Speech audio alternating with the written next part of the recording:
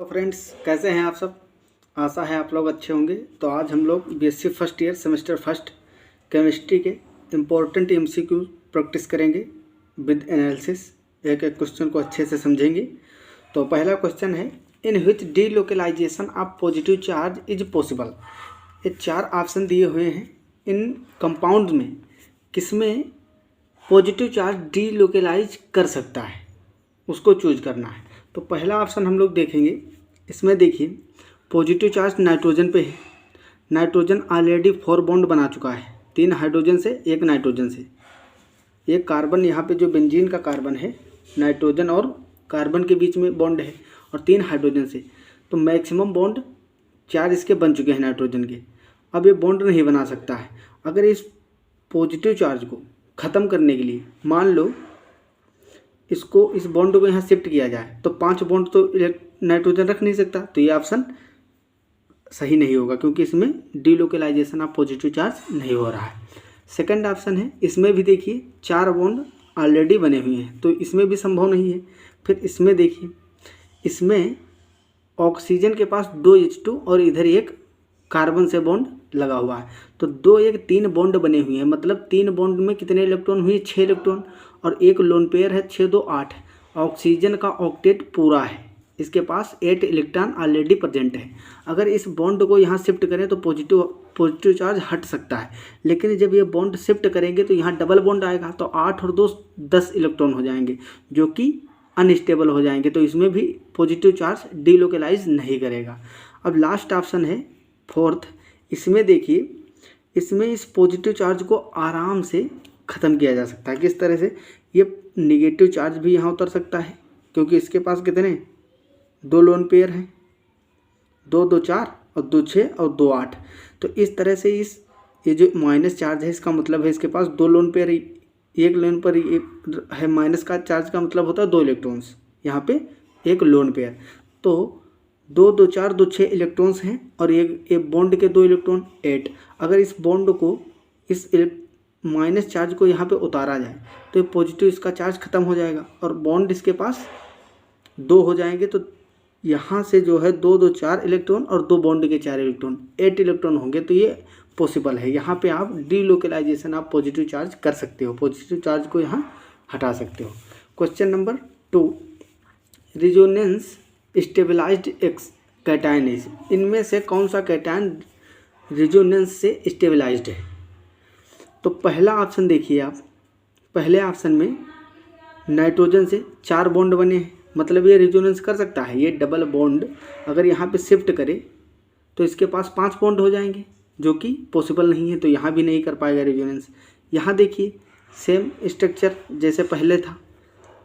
इसको अगर यहाँ पे करोगे तो इसके पास ऐसे देखिए, बेंजीन से ऑक्सीजन और इससे 2 हाइड्रोजन जुड़े हुए हैं, इस पर पॉजिटिव चार्ज है, और एक लोन पेयर ऑक्सीजन के पास प्रेजेंट है। ऑक्सीजन 3 बॉन्ड बना रखा है ऑलरेडी।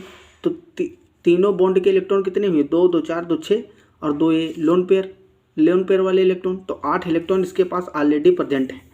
अगर रिजोनेंस ये करेगा, अनुनाद, तो इस बॉन्ड को, पाई बॉन्ड को यहाँ शिफ्ट करना पड़ेगा। पाई बॉन्ड को अगर शिफ्ट करोगे तो कैसा स्ट्रक्चर बनेगा,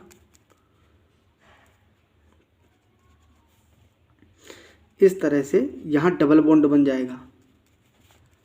अब ऑक्सीजन के पास देखिए इलेक्ट्रॉन कितने हैं। ऑक्सीजन के पास 2 2 4 2 6 2 8 2 10, जो कि अनस्टेबल होगा, तो ये नहीं हो सकता है। तो इसमें भी रिजोनेंस नहीं होगा। ऑप्शन बी, इसमें भी रिजोनेंस नहीं हो पाएगा। अगर बात की जाए सी की, तो इसमें देखिए ये कैसा स्ट्रक्चर बना हुआ है।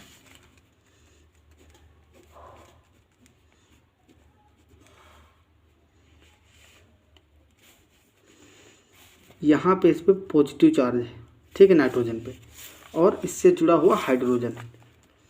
अगर इसमें रिजोनेंस किया जाए तो नाइट्रोजन के पास 1 2 3 4 बॉन्ड है। कितने बॉन्ड है, 4।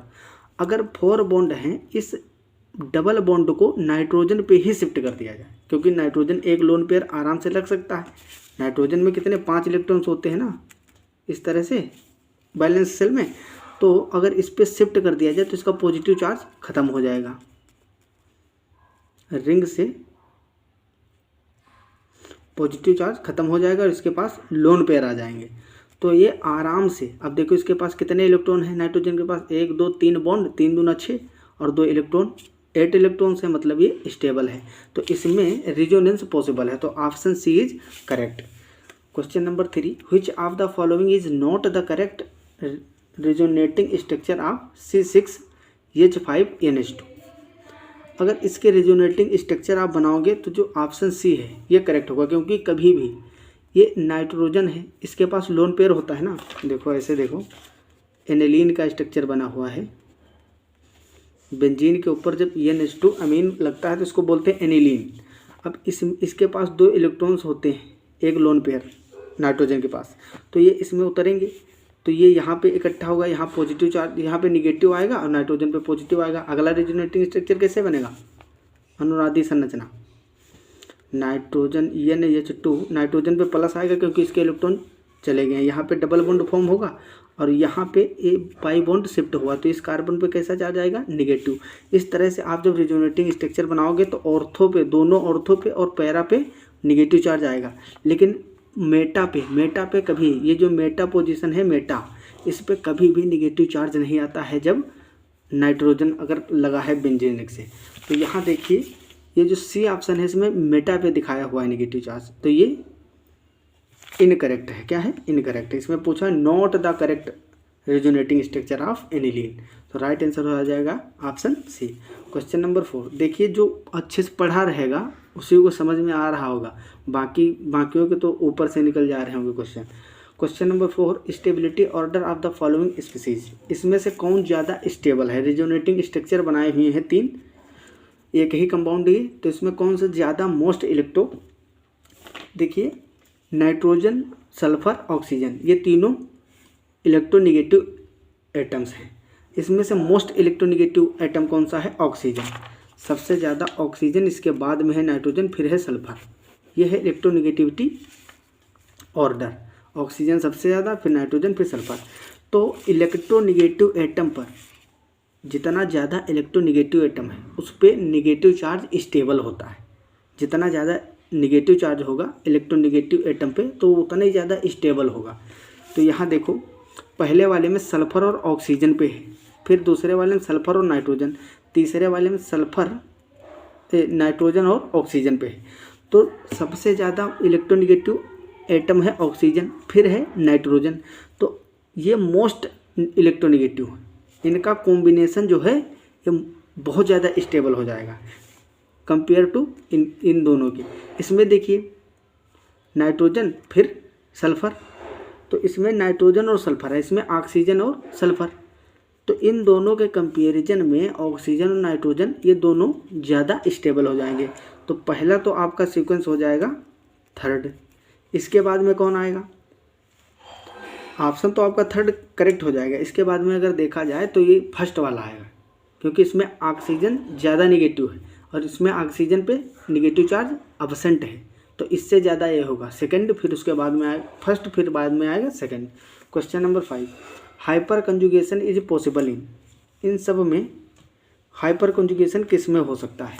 तो पहले ऑप्शन में देखिए ये रेफरेंस पॉइंट मान लीजिए आप, डबल बॉन्ड के साइड वाला जो कार्बन है इस पर क्या होगा, डबल बॉन्ड के साइड वाले कार्बन को बोलते हैं अल्फा कार्बन, और इससे जुड़े हुए हाइड्रोजन को अल्फा हाइड्रोजन। हाइपर कंजुगेशन क्या होता है, अल्फा कार्बन पे अगर अल्फा हाइड्रोजन प्रेजेंट होंगे तभी होता है हाइपर कंजुगेशन। तो इसमें हाइड्रोजन नहीं है लेकिन उसके जगह पे ड्यूटेरियम है। ड्यूटेरियम जैसे कि प्रोटियम हाइड्रोजन के समस्थानिक पढ़े होंगे आप लोग, आइसोटोप, प्रोटियम, ड्यूटेरियम और ट्राइटियम, तो वही ड्यूटेरियम है। तो यहाँ पे 3 अल्फा ड्यूटेरियम प्रेजेंट है हाइड्रोजन, तो इसमें 3 बार जो हाइपर कंजुगेशन हो सकता है। अगर बात की जाए इसकी तो इसमें ये रेफरेंस पॉइंट है डबल बॉन्ड वाला, इससे जुड़ा हुआ एक ये कार्बन है। अब इस कार्बन के पास देखो ये भी, इधर भी कार्बन जुड़ा, इधर भी कार्बन जुड़ा, इधर भी कार्बन, इधर भी कार्बन, तो इसके पास इस अल्फा कार्बन के पास एक भी अल्फा हाइड्रोजन नहीं है, तो इसके रिजोनेटिंग स्ट्रक्चर जो हाइपर कंजुगेटिव स्ट्रक्चर है वो एक भी नहीं बनेगा। इधर जुड़ा है नाइट्रोजन, तो नाइट्रोजन नहीं, देखो हाइपर कंजुगेशन तभी होगा जब अल्फा हाइड्रोजन होंगे, तो यहाँ पे अल्फा कार्बन पर एक भी हाइड्रोजन प्रेजेंट नहीं है। ऐसे ही सेम यहाँ भी है, यहाँ देखो इधर क्या है, कार्बन है, इसके पास अल्फा हाइड्रोजन तो है लेकिन ये पाई बॉन्ड है। यहाँ पे ये जो गोला बना हुआ है रिंग, इसका मतलब होता है पाई बॉन्ड। एक यहाँ होगा, एक यहाँ, एक यहाँ, ठीक है। तो ये pi bond, single bond, pi bond, तो इसमें क्या हो जाएगा, रिजोनेंस, क्योंकि ये कंजुगेशन पा रहा है बढ़िया। Pi bond, single bond, pi bond, तो इसमें रिजोनेंस हो जाएगा। तो जहाँ रिजोनेंस होगा वहाँ हाइपर कंजुगेशन की ज़रूरत ही नहीं है, क्योंकि हाइपर कंजुगेशन जो होता है इससे ज़्यादा स्टेबल कौन सा होता है, रिजोनेटिंग स्ट्रक्चर। तो इसमें रिजोनेंस हो जाएगा लेकिन हाइपर कंजुगेशन नहीं होगा। यहाँ पे देखो ब्रिज बना है, तो ब्रिज जो है, ब्रिज वाले में कभी डबल बॉन्ड यहाँ शिफ्ट नहीं कर सकता। अगर यहाँ पे देखो ये जो कार्बन है ये डबल बॉन्ड है, इससे जुड़ा हुआ जो कार्बन है इधर भी, इससे 4 बॉन्ड बने हुए हैं, एक भी हाइड्रोजन प्रेजेंट नहीं है, ना इधर ना इधर, तो इसमें भी हाइपर कंजुगेशन नहीं होगा। तो राइट आंसर हो जाएगा आपका ऑप्शन ए। आई होप आप लोगों को अच्छे से समझ में आ रहा होगा एक एक question. Question number 6, stability of bond in following alkenes in the increasing order is. Stability इसमें देखना है तो हाइपर कंजुगेशन के थ्रू हम लोग देख लेंगे। डबल बॉन्ड वाले कार्बन को रेफरेंस मानेंगे, इधर उधर देखेंगे अल्फा कार्बन, उससे जुड़े हुए अल्फा हाइड्रोजन।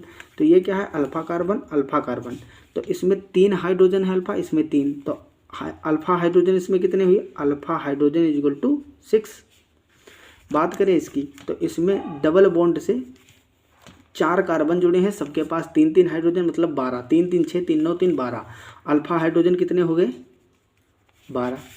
यहाँ पे देखो तो अल्फा हाइड्रोजन कितने हैं, ये रेफरेंस पॉइंट तुम्हारा 3 और 3 6, यहाँ भी अल्फा हाइड्रोजन 6, और इसमें लास्ट वाले ऑप्शन में अल्फा हाइड्रोजन कितने होंगे, 3 3 6 3 9, alpha hydrogen is equal to 9। तो इसमें सबसे ज़्यादा किसमें है, सेकंड ऑप्शन में, जिसके पास ज़्यादा अल्फा हाइड्रोजन होंगे उसके हाइपर कंजुगेटिव स्ट्रक्चर ज़्यादा बनेंगे और वो मोस्ट स्टेबल होगा। कैसा होगा, मोस्ट स्टेबल। तो इसकी बात की जाए सेकंड ऑप्शन की तो ये बहुत ही ज़्यादा स्टेबल या स्थायी प्रोडक्ट होगा। अब बात अगर आती इसमें, इन दोनों में, इसमें भी 6 अल्फा हाइड्रोजन, इसमें भी 6, तो कैसे कंपेयर करोगे। इसमें देखिए जब हाइपर कंजुगेटिव स्ट्रक्चर बराबर आए, सेम हो, तो उसमें देखा जाता है इंडक्टिव इफेक्ट। अगर इंडक्टिव इफेक्ट देखा जाए तो मेथिल ग्रुप जो है वो I+I लगाता है, इंडक्टिव इफेक्ट पॉजिटिव। तो ये इधर से ठोकेगा इलेक्ट्रॉन और इधर से ठोकेगा, एक एक कार्बन पे एक एक मिथाइल। और यहाँ देखा जाए तो इस कार्बन पे 2 मिथाइल ठोक रहे हैं इलेक्ट्रॉन्स, ठीक है। तो जब एक ही कार्बन पे एक से अधिक ग्रुप इलेक्ट्रॉन डोनेट करने लगते हैं ड्यू टू इंडक्टिव इफेक्ट, तो इसके कंपैरिजन में इसमें देखो एक एक कार्बन को एक एक ठोक रहा है, इसमें एक कार्बन को 2 ठोक रहे हैं एक साथ में, ज़्यादा इलेक्ट्रॉन मिल रहे हैं इसको, तो ये ज़्यादा स्टेबल हो जाता कंपेयर टू ऑप्शन 1। तो इसका राइट आंसर है आपका option 2। Question number 7, which of the following is the correct order of dipole moment. इसमें से डाइपोल मोमेंट का करेक्ट ऑप्शन देखना है। तो इसमें पहले देखते हैं कौन कौन सी स्पीसीज है, अमोनिया NH3, BF3, NF3 और H2। तो इनका स्ट्रक्चर बनाते हैं, फिर आपको अच्छे से डिटेल में समझाते हैं कि डाइपोल मोमेंट किस तरह से निकाला जाता है। पहला है NH3। तो NH3 आप लोग जानते हो इस तरह से होता है, एक लोन पेयर होगा नाइट्रोजन के पास और 3 हाइड्रोजन जुड़े होंगे, और ये है आपका BF3 और NF3, नाइट्रोजन के पास एक लोन पेयर और ये NF3, और लास्ट है H2O। तो ये ऑक्सीजन होगा, इसके पास 2 हाइड्रोजन और 2 लोन पेयर होंगे इस तरह से। तो ये चारों स्ट्रक्चर हैं आपके। अब इसमें जो है वेक्टर के थ्रू हम लोग डाइपोल मोमेंट को मेज़र करते हैं, दर्शाते हैं, प्रेजेंट करते हैं। तो इसमें देखो जो ज़्यादा इलेक्ट्रोनेगेटिव एटम होगा वो इलेक्ट्रॉनों को खींचेगा। तो हाइड्रोजन से ज़्यादा है नाइट्रोजन इलेक्ट्रोनेगेटिव, तो ये इस तरह से खींचेगा, इसका वेक्टर इस तरह से होगा। ऐसे वेक्टर बनाते हैं डाइपोल मोमेंट का, और ये भी इस तरह से खींचेगा, ठीक है। और नाइट्रोजन से इलेक्ट्रॉन ऊपर की ओर खींचेंगे, किधर, ऊपर को खींचेंगे, ठीक है। तो इस तरह से इसका नेट डाइपोल मोमेंट कितना होगा, ऊपर की ओर होगा। किधर होगा, ऊपर की ओर। अगर बात की जाए BF3 की, तो बोरान जो है, बोरान ये कम इलेक्ट्रोनेगेटिव होता है फ्लोरीन से, क्योंकि फ्लोरीन तो पूरी पीरियोडिक टेबल में एकदम मोस्ट है, टॉप पे आता है इलेक्ट्रोनेगेटिव एटम। तो ये ऊपर को खींचेगा ऐसे, और ये दो नीचे को खींचेंगे। अच्छा, इनके बीच में 120 डिग्री होता है एंगल, कितना 120 डिग्री। अब देखा जाए तो इसका कुछ इस तरह से है डाइपोल मोमेंट, इस तरह से। तो इन दोनों का जो वेक्टर सम होगा यहाँ पे रिजल्टेंट 120 डिग्री पे रिजल्टेंट कितना होता है, दोनों परिमाणों के मैग्नीट्यूड के बराबर ही होता है। जितना इसका परिमाण होगा जितना इसका होगा, इन दोनों का योग नहीं हुआ है, जितना एक का होगा उतने की ही बराबर इसका रिजल्टेंट होगा। तो ओवरऑल इसमें क्या होगा, इसका एक दूसरे से कट जाएगा, तो यहाँ पे जीरो आएगा। कितना आएगा, जीरो। ये ऊपर लगाएगा और रिजल्टेंट बीच में आएगा, इन दोनों का सम, इसका और इसका, ये इधर और ये ऊपर को लगाएगा, तो जितना ऊपर खींचेगा उतना ये नीचे खींचेगा, तो ये जीरो हो जाएगा। फिर इसमें बात की जाए तो फ्लोरीन मोस्ट इलेक्ट्रोनेगेटिव है, ये नीचे को खींचेगा और ये ऊपर को खींचेगा। किधर खींचेगा, ऊपर की ओर। अब देखो, सॉरी, इसमें जो है ये नीचे को ही खींचता है, क्योंकि नाइट्रोजन जो है इलेक्ट्रोनेगेटिव एटम है, तो इलेक्ट्रॉन को खींचता है। तो ये ऊपर जा रहा है, ये नीचे आ रहा है, तो हल्का सा देखो, अब ऊपर खींचने वाले 3 हैं, 2 2 4 2 6 इलेक्ट्रॉन ऊपर खींच रहे हैं, एक नीचे। तो ज़्यादातर ये किधर को होगा, नीचे को होगा। ठीक है, नीचे को हल्का प्रभाव आएगा। लास्ट वाले में देखो, इसमें तो ऑक्सीजन जो है हाइड्रोजन से भी खींच रहा है इस तरह से, और ये जो इलेक्ट्रॉन्स हैं ये भी ऊपर को भागेंगे, तो इसका नेट जो होगा वो ऊपर की ओर होगा पूरा। इसमें 100% ऊपर की ओर है, क्योंकि नीचे कुछ नहीं लग रहा, तो ये मोस्ट डाइपोल मोमेंट शो करेगा ज़्यादा। और इसमें देखा जाए, इसमें फ्लोरीन नीचे खींच रहा है और ऊपर जो इलेक्ट्रॉन पेयर है वो ऊपर खींच रहा है, तो इसमें कुछ कम हो जाएगा, इसका जीरो ही है, इसमें भी कम होगा। तो राइट आंसर आपका कौन सा हो जाएगा, सबसे पहले तो आपका H2O होगा। ये इधर देखिए ऑप्शन 2, सबसे ज़्यादा H2O का होगा डाइपोल मोमेंट, उसके बाद में अमोनिया का होगा NH3, इसके बाद में होगा NF3, फिर लास्ट में आएगा BF3 जिसका जीरो होता है। ठीक है, question number 8, maximum dipole moment present in. तो हाइड्रोजन से हैलोजन जुड़े हुए हैं, फ्लोरीन, क्लोरीन, ब्रोमीन, आयोडीन, ये हैलोजन है। हैलोजन लगभग मोस्ट इलेक्ट्रोनेगेटिव ही होते हैं सभी, फ्लोरीन और क्लोरीन कुछ ज़्यादा ही होते हैं, इसमें से सबसे ज़्यादा होता है फ्लोरीन। तो अगर देखा जाए इसमें सबसे ज़्यादा डाइपोल मोमेंट होगा, तो राइट आंसर हो जाएगा आपका option first. Question number 9, dipole moment is zero. इसमें से जीरो किसमें, तो अभी बताए थे BF3 में जीरो होता है। Compare stability and choose most stable. इसमें स्टेबिलिटी देखिए इसकी, और मोस्ट स्टेबल को चूज करना है। तो इसको कैसे निकालोगे, बस वही हाइपर कंजुगेशन लगाएंगे। ये डबल बॉन्ड जो है ये मिल गया रेफरेंस। अब इससे जुड़ा हुआ ये कार्बन था, ये हो गया अल्फा कार्बन। इसके पास कितने हाइड्रोजन होंगे, 1 और 2 बॉन्ड बने हुए हैं, इसके पास 2 हाइड्रोजन होंगे इस तरह से। तो अल्फा हाइड्रोजन इसके पास कितने हैं, 2। अगली बात की जाए अगर सेकंड ऑप्शन में, तो ये है आपका रेफरेंस पॉइंट। इस ये कहाँ, यहाँ पे होगा कार्बन, और इसके पास सबके पास 3 हाइड्रोजन होंगे इस तरह से, इसके पास भी 3 हाइड्रोजन होंगे। तो अल्फा हाइड्रोजन कितने हुए, 3 और 3 6।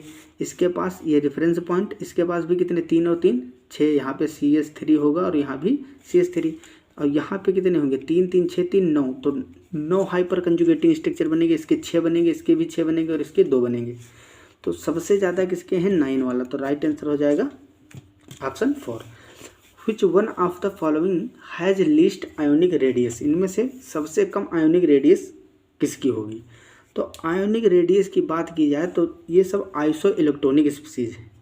देखो इसमें कितने ऑक्सीजन में इलेक्ट्रॉन होते हैं, 8, 2 माइनस चार्ज मतलब 2 इलेक्ट्रॉन एक्स्ट्रा, तो 8 2 10। फ्लोरीन का एटॉमिक नंबर 9 और एक 10। सोडियम में कितने होते हैं, 11 इलेक्ट्रॉन्स, एक निकल गया तभी तो प्लस चार्ज है, एक इलेक्ट्रॉन गया तो 10 इसमें भी बचे, 10 10 10। और मैग्नीशियम का में इलेक्ट्रॉन कितने होते हैं, 12, 2 निकल गए 10। तो ये आइसो इलेक्ट्रॉनिक है, सब में इलेक्ट्रॉन सेम है।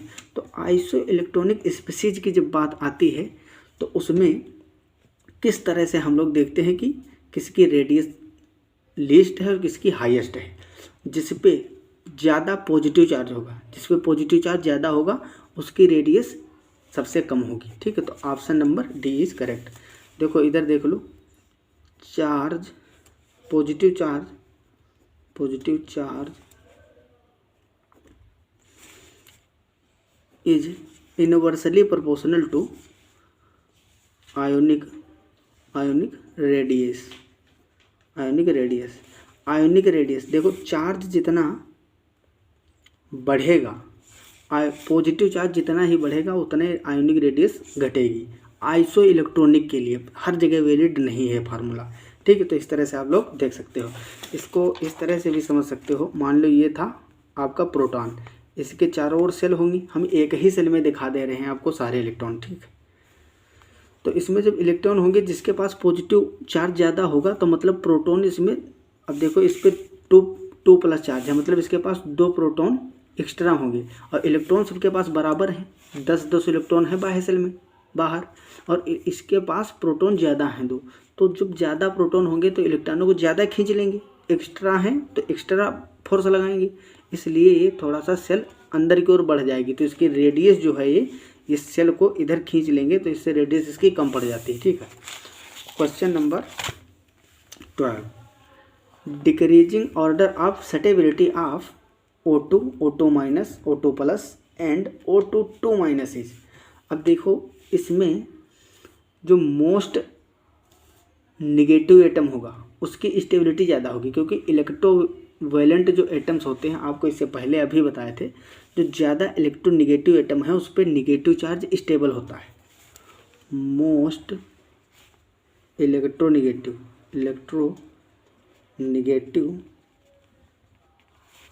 एटम पर निगेटिव चार्ज स्टेबल होता है। जो मोस्ट इलेक्ट्रोनिगेटिव एटम होगा उस पर जितना ज़्यादा निगेटिव चार्ज होगा उतना ज़्यादा स्टेबल होगा। तो पूछा है डिक्रीजिंग स्टेबिलिटी, तो इसमें देखो O2- पे ज़्यादा निगेटिव चार्ज है, O2-2- पे, तो ये सबसे ज़्यादा क्या होगा, स्टेबल होगा। तो पहले ऑप्शन देखिए, O2-2-, फिर O2-, फिर O2, फिर O2+। तो राइट आंसर आपका यही हो जाएगा, सबसे ज़्यादा माइनस चार्ज इस पर, फिर उससे कम, फिर इस पर 0 है, फिर इस पर पॉजिटिव चार्ज, ठीक है। तो इस तरह से इसका ऑर्डर हो जाएगा। Question number 13, which of the following ions has the highest value of ionic radius. Ionic radius की हाईएस्ट वैल्यू, तो जिस पे ज़्यादा निगेटिव चार्ज उसकी radius highest. Option A is right. The correct sequence that shows the decreasing order of the ionic radii of the elements is. इसमें से decreasing order देखना ionic radius का, ये सभी देखो आइसो इलेक्ट्रॉनिक हैं। एल्यूमिनियम का एटॉमिक नंबर 13, 3 इलेक्ट्रॉन निकल गए, 10 बचे। 12 में से 2 इलेक्ट्रॉन निकले, 10 बचे। 11 में से 1 इलेक्ट्रॉन निकला, 10 बचे। और फ्लोरीन के पास 9 इलेक्ट्रॉन होते हैं, 1 मिल गया माइनस चार्ज के थ्रू, कितने हो गए, 10। और ऑक्सीजन के पास 8 होते हैं, और 2- 8 to 10, तो सबके पास 10 इलेक्ट्रॉन है, आइसो इलेक्ट्रॉनिक है। Decreasing order of ionic radius पूछा है। आयोनिक रेडियस उसकी सबसे कम होगी जिस पे ज़्यादा पॉजिटिव चार्ज होगा। जब बात आइसो इलेक्ट्रॉनिक स्पीसीज की आती है तो उसकी रेडियस सबसे छोटी होगी जिसके पास सबसे ज़्यादा पॉजिटिव चार्ज होगा। तो सबसे ज़्यादा पॉजिटिव चार्ज किसके पास है, Al3 के पास, Al3+। तो इसकी सबसे छोटी होगी रेडियस, लेकिन इसमें सबसे बड़ी दिखा दी है, तो ये गलत हो जाएगा। लास्ट में देखिए सबसे Al3+, लेकिन इस सी ऑप्शन में देखिएगा थर्ड में, तो Al3+, फिर इसके बाद में है O2-, नहीं, ज़्यादा पॉजिटिव चार्ज वाले के सबसे कम रेडियस, फिर उसके बाद में Mg2+, 3+, फिर 2+, फिर प्लस, फिर माइनस, फिर 2-। तो इस तरह से आप इसको भी करेक्ट कर लेंगे। Question number 15, the ionic radii of N3-, O2- and F-R। इसमें आयोनिक रेडियस पूछा है। अगर बात की जाए इन एटम की तो ये भी आइसो इलेक्ट्रॉनिक ही हैं। नाइट्रोजन के पास इलेक्ट्रॉन 7 होते हैं, 3- 7 3 10। ऑक्सीजन के पास 8 होते हैं, 8 और 2 10, 9 और 1 10। सब कैसे हैं, सभी आइसो इलेक्ट्रॉनिक हैं। तो इनकी आयोनिक रेडियस किसकी सबसे ज़्यादा होगी, जिस पे निगेटिव चार्ज ज़्यादा होगा उसकी आयोनिक रेडियस ज़्यादा होगी। तो देखो सबसे ज़्यादा मान किस में दिया हुआ है, नाइट्रोजन के लिए, तो सबसे ज़्यादा है 1.71, फिर 1.04, 40 ऑक्सीजन के लिए, फ्लोरीन की 1.36। तो राइट आंसर हो जाएगा option C. Question number 16, the correct order of radii is. इसमें रेडियस देखना करेक्ट ऑर्डर। बात की जाए इसकी तो इसमें बेरिलियम, बोरान और नाइट्रोजन आ रहे हैं। देखो इधर अगर लेफ्ट से राइट जाओगे पीरियोडिक टेबल में तो सबसे पहले आएगा इधर बेरिलियम, इनमें से देखा जाए, फिर बोरान आएगा, फिर कार्बन, फिर नाइट्रोजन, इस तरह से चलोगे तो इधर जाने पर आकार क्या होता है, बढ़ता है। तो सबसे ज़्यादा नाइट्रोजन का होना चाहिए था, जबकि इसने कर दिया बोरोन का, तो ये तो गलत है। करेक्ट ऑर्डर ऑफ रेडाई पूछा है। फिर इसमें बात करते हैं तो इसमें वही जो ऊपर वाला ही क्वेश्चन दे दिया है, फ्लोरीन, ऑक्सीजन 2- और N 3-। तो ये आइसोइलेक्ट्रॉनिक है, जिस पे ज़्यादा नेगेटिव चार्ज उसकी रेडियस बढ़ी, फिर उसके बाद में 2- तो इसकी फ्लोरीन से बढ़ी, फिर फ्लोरीन पे 1-। तो राइट आंसर ऑप्शन बी। अगला क्वेश्चन देखते हैं लोग, question number 17, which of the following shows hydrogen bonding. इनमें से किस में पाया जाता है। तो आपको एक ट्रिक बता दें, हाइड्रोजन बॉन्डिंग के लिए फोन, क्या याद रखो, फोन, फ्लोरीन, ऑक्सीजन, नाइट्रोजन जहाँ मिल गए ये हाइड्रोजन बॉन्डिंग कराएंगे। अगर हाइड्रोजन के साथ हाइड्रोजन प्लस फोन, हाइड्रोजन के साथ अगर फ्लोरीन, ऑक्सीजन या नाइट्रोजन है तो क्या होगा, हाइड्रोजन बॉन्डिंग प्रेजेंट। और ऑर्डर क्या होगा इनका, सबसे ज़्यादा HF का, उसके बाद में HO का, उसके बाद में HN का।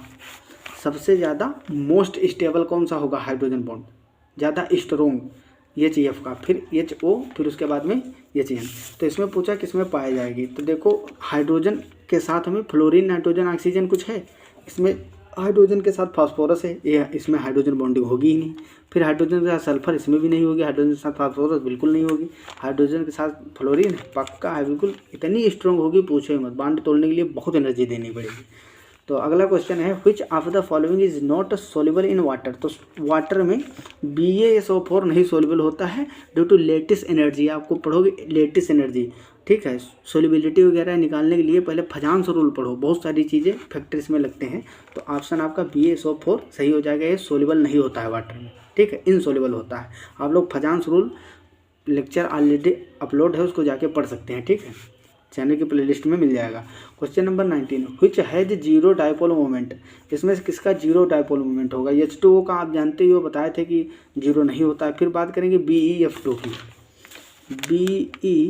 BeF2 तो इसका ही जीरो होगा। ये फ्लोरीन इधर खींचेगा, फ्लोरीन जो होता है बेरिलियम से ज़्यादा इलेक्ट्रोनेगेटिव एटम है। फ्लोरीन इवन पूरे पीरियोडिक टेबल में सबसे ज़्यादा है, बताए ही थे, ज़्यादा विद्युत ऋणात्मक। तो ये अपनी ओर खींचेगा, ये अपनी ओर। और देखो सेम है, बेरिलियम से जुड़ा है, कौन जुड़ा है, बेरिलियम से जुड़ा है फ्लोरीन, इधर भी बेरिलियम से फ्लोरीन। तो जब सेम स्पीसीज है तो खींचने की ताकत सेम होगी, तो बराबर जितना इधर खींचेगा उतना इधर खींचेगा, तो डायपोल मोमेंट जीरो हो जाएगा, ठीक है। म्यू से इसको प्रदर्शित करते हैं, dipole moment mu equal to zero, ठीक है, इसका फॉर्मूला भी होता है। अगला क्वेश्चन है question number 20, according to BaCpR theory maximum repulsion, किसमें मैक्सिमम रिपल्सन होगा, ठीक है। तो मैक्सिमम रिपल्सन के लिए आपको बता दें, जो लोन पेयर होते हैं, लोन पेयर के बीच में, ठीक है, लोन पेयर और लोन पेयर, इसमें ज़्यादा होता है, सबसे ज़्यादा रिपल्सन होता है, क्योंकि इलेक्ट्रॉन ही सीधे हैं ना, इसमें नियरली प्रेजेंट है, एकदम पास। उसके बाद में आता है लोन पेयर और बॉन्ड पेयर, लोन पेयर और बॉन्ड पेयर, सबसे लास्ट में आता है बॉन्ड पेयर और बॉन्ड पेयर, ठीक है। तो इस तरह से इसका रिपल्सन होता है। सबसे ज़्यादा किसमें होगा, लोन पेयर के बीच, फिर लोन पेयर बॉन्ड पेयर के बीच, फिर बॉन्ड पेयर। तो इसका ऑप्शन कौन सा करेक्ट हो जाएगा, option B is right answer. Lone pair, फिर लोन पेयर बॉन्ड पेयर, इसके बाद में बॉन्ड पेयर, और बॉन्ड पेयर ये सबसे लास्ट में आएंगे। Question number 21, which compound has banana bond. Banana bond किसमें होगा, तो पहला है B2H6, तो इसी में पाया जाता है, B2H6 में पाया जाता है, B2H6। इधर देखिए इसका स्ट्रक्चर, दो बोरान हैं B2H6 और इस तरह से इसमें हाइड्रोजन लगे हुए हैं। अब जो देखो बोरान की वैलेंसी कितनी होती है, 3 होती है। कितनी होती है, 3। बाल गए इंडिया थाईलैंड, ठीक है, बाल गए इंडिया थाईलैंड। इसमें देखा जाए तो boron, aluminium, gallium, indium, thallium जितने भी हैं, इन सब की वैलेंसी कितनी होती है 3, क्योंकि बोरॉन का एटॉमिक नंबर कितना होता है 5 होता है। 5 इलेक्ट्रॉनिक नंबर है, इलेक्ट्रॉनिक कन्फिग्रेशन, तो 1s2 और 2s2 2p1। तो इसकी जो लास्ट सेल है सेकंड वाली, ये तो फर्स्ट सेल है, सेकंड सेल में 2 1 3 इलेक्ट्रॉन है, 2 और 1 3, तो 3 इलेक्ट्रॉन होते हैं, मतलब ये मैक्सिमम 3 ही बॉन्ड बनाता है, लेकिन होता है इलेक्ट्रॉन डिफिशिएंट है। तो इसके पास मैक्सिमम बॉन्ड बनाने की कितनी कैपेसिटी है 3, लेकिन 3 बॉन्ड से अगर देखा जाए इसका ऑक्टेट पूरा नहीं है, 2 2 4 2 6 ही इलेक्ट्रॉन है, तो किसी तरह से 8 इलेक्ट्रॉन करना चाहता है। तो ये क्या करेगा, हाफ हाफ बॉन्ड ये दोनों बनाएंगे हाइड्रोजन से इस तरह से।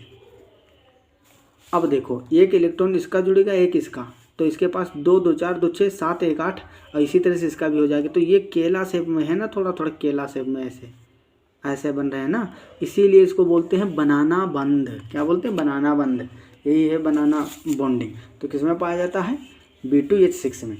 Question number 22, the element which has outer electronic configuration NH2 NP5 belongs to.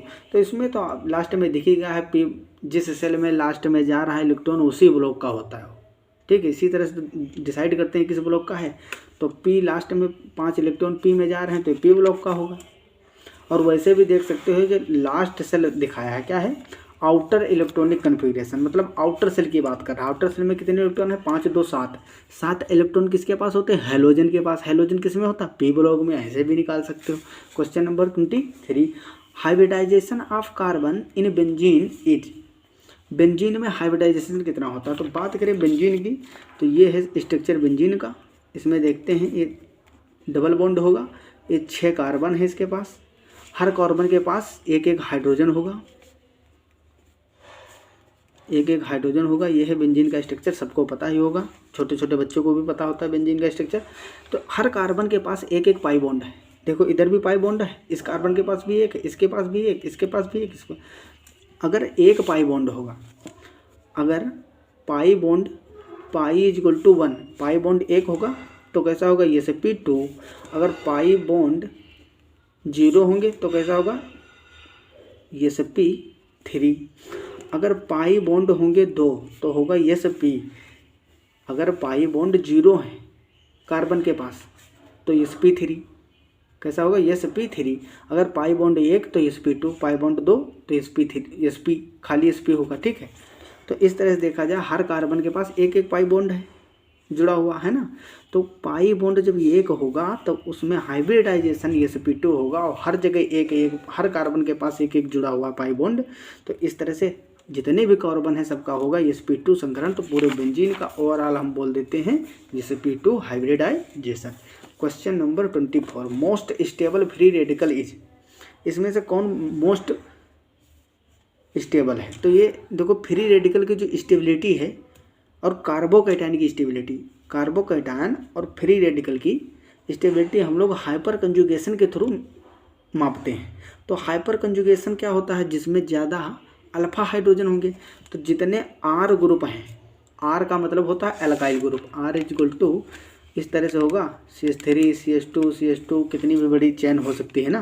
तो R का मतलब एल्काइल ग्रुप, मतलब R जो लगा हुआ है ग्रुप, इसमें कार्बन कहीं ना कहीं जरूर होगा।